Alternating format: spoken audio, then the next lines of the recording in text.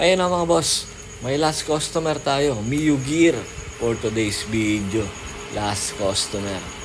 Dinidigrehan ni Bien yung pulley. Ito, tapos na yung drive phase. Siyempre, naka built-in washer yan. Ayun, no, stock. Pang M3 din, yung pulley at drive phase. Ito yung kanyang pulley ngayon, nakasalang ngayon. Siyempre, mirror shine yan mga boss. Oh. So, hindi po ako nagdidegree nito ha. Si Bien na ang gumagawa nito. Tingnan nyo naman kung gaano kakinis. Oh. Grabe, quality. Parang salamin. Parang compact disc, ika nga, ng ating mga customer. So, ito yung motor mga boss. Madilim na. Gabi na.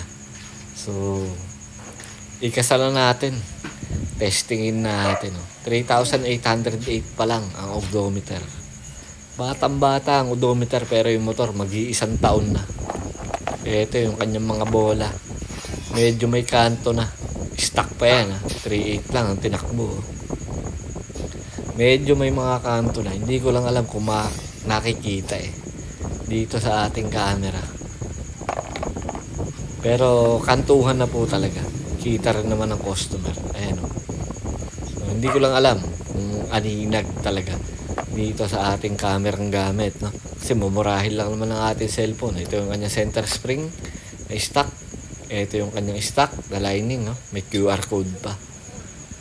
Ganito kasi yung mga bagong motor ngayon. May QR code, yung kanilang clutch housing. Ayan. So papalitan natin yung center spring. Papalitan natin ang bola.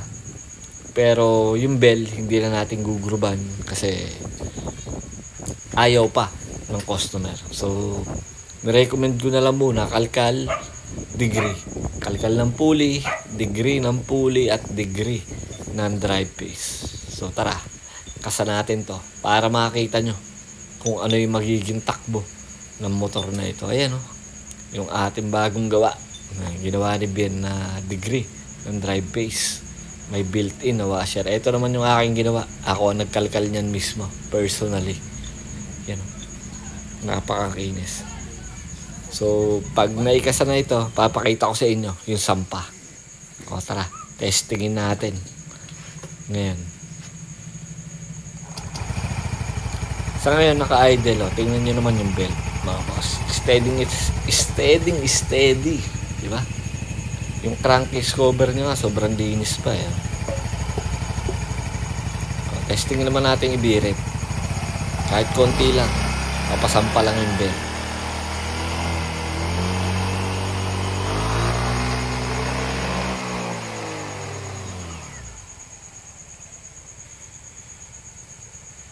Alright.